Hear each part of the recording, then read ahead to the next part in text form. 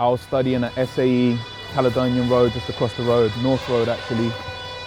And I heard that I knew about Beggars. I just managed to get the number. It's going too quick. That's going way too quick. Going way too fast, man. More quotes than a pastor, got these rappers shook like the rapture. Pure smoke on that stanza, watch these brothers choking back asthma. I ain't got time for banter, busy trying to get it in like a banker. Man try holding back on my cash now, make a boy cough it up just like cancer. This is Hartham Road, by the way. And my old crew had done a tune with Beggars, Slippers crew, they'd done a tune with Beggars, and I was like, you know what? I kind of like this vibe still, I really want to work with these, man. So I hollered at No Names. He gave me Volgatron's phone number. I called him up, and then I knew that they lived somewhere on this road, but I had no idea where it was. So I just came one day and I was just literally just strolling up the road. I was like, because my uni was just there, innit? So I was like, I know it's here somewhere. I know it's here somewhere. So then I was just bopping, and as you'll soon see, I came across this yard that had a Foreign Beggars sticker in the window. So I was just like, this must be the spot, man. So I called up James. I got Volgatron's phone number. I hit him up. I was like, yo, is this your yard? He was like, yo, that's my yard, yeah? He was like, you know what? The window's open. Just bust the window open and just go inside and just wait. So I just went inside, there was no one in the yard. He trusted me from dot, he's kind of mad. And just waited around for maybe an hour or something like that. Then Dag Nabbit came back from work or from uni or whatever he was doing, started playing me some beats. And yeah, that's how One Take got recorded. That was the first track that I recorded for Foreign Beggars, pretty much. But yeah, let's see. It's one of these yards up here still. This is literally the same bop that I did back then, man. I was just strolling. Yeah, it's this joint right here. I rolled the other. This the joint, yeah, that's right, number 27. So mad. Literally just came up here in the little bottom right window. I'll show you exactly where it was. In the bottom right window, it just had a little Foreign Beggars sticker. It was that window right there. Came up here. The sticker was right there in the bottom of that corner right there.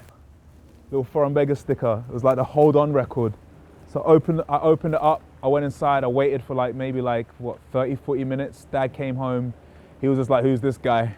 And then we just started I don't know, he was just playing me beats or whatever. And so yeah, the first verse I recorded ended up being One Take on Asylum speakers. And then I went back to Lewisham. A few days later, I got a call back. He was like, yo, can you come jump on another tune? This verse is sick. So I came back, jumped on another tune. And then I got a phone call being like, yo, we want you to be part of the group. So I was just like, yeah, and that's pretty much how it started. Literally, I just had to climb over this thing, buck in that window, and sit in a yard. Minor.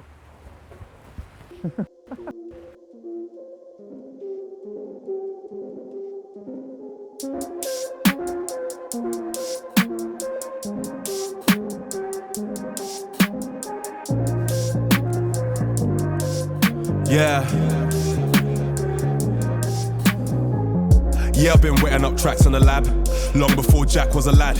More licks in the bag than African youths get slaps off the dads. On the rags, certain man build careers on the blags. That guy there's a one-hit wonder. Us man, we done took bear drags. Don't get ags, I sport the authentic stamp. Pest control signed off on that Banksy. Swing past till my wrist get cramped. Past that Cali medicinal danky. Us man a vets, them man a dampy. Since 03, going on tanky. Nowadays we're up in the anti-PRS game, all up in them panties. Within the space of about 50 metres, there's 3 really special venues that Foreign Beggars have played, and they mean a lot to us at different points of our career, so let me show you them.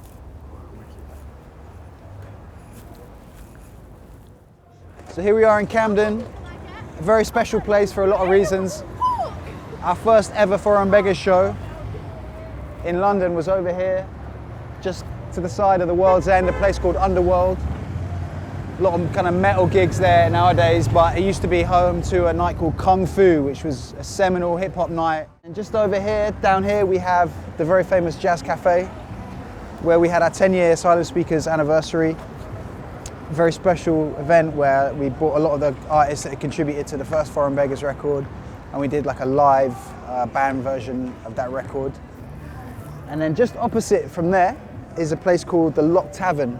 And in 2007, so kind of in between the 10-year anniversary and our first show here, we played at the Lock Tavern with Amy Winehouse at an event called Camden Crawl, which is one of the most memorable shows that I can remember with Foreign Beggars, just because it was in a really small environment and we were playing with Amy Winehouse, so that's obviously a memorable one.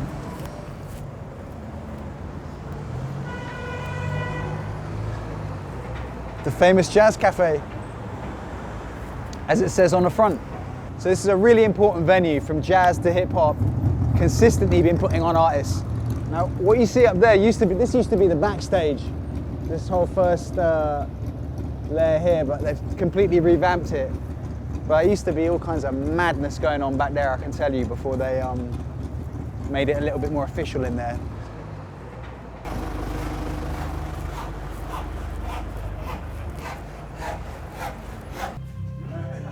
So we're just going to have a little look at the venue, which I haven't actually been in there, I don't think, since we played with Amy.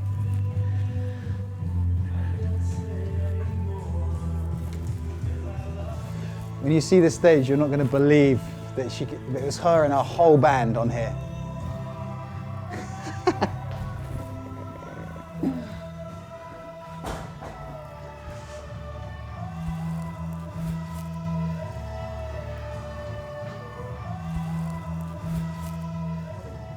Yo, I can't understand, because we had difficulty enough just getting Foreign Beggars, the three of us, on this stage. I remember my turntables at the back there, Pav and Ebo somehow up here.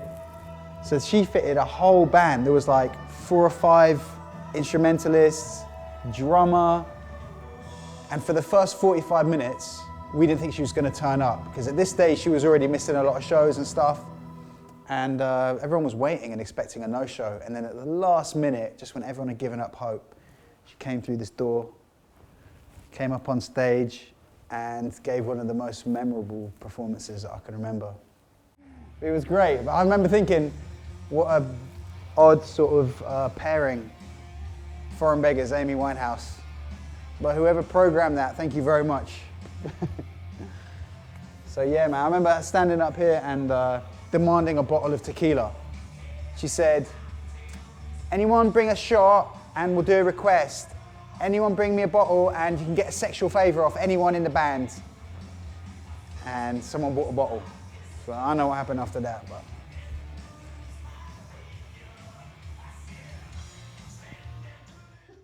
So, yeah, I guess in the beginning, Foreign Beggars wasn't so much an organized kind of, institution. We didn't have, it wasn't just a set thing. Pav and Dag moved over from Dubai, enthused by hip hop music and drum and bass.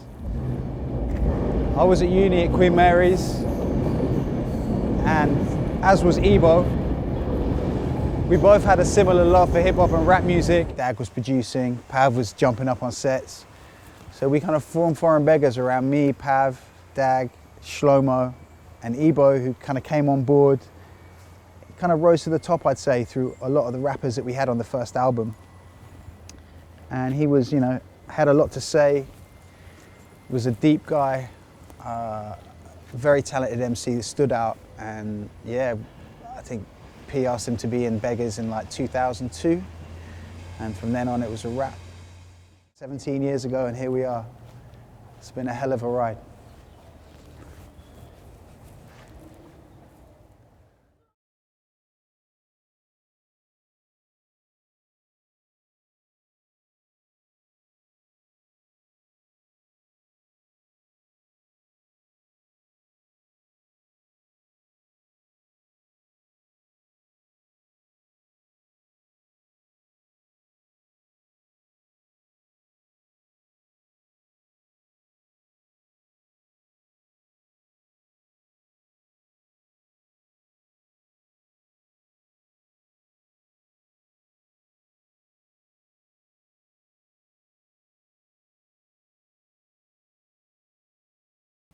Yeah, Beggars coming to a close, man. I guess it's a madness. Like, after 17 years, these men are my brothers. Like, we've rolled through, we've had so many crazy experiences. And so yeah, no, it's pretty nuts. But like, I'm really looking forward to the show on the 6th. Like, it's like our last London show.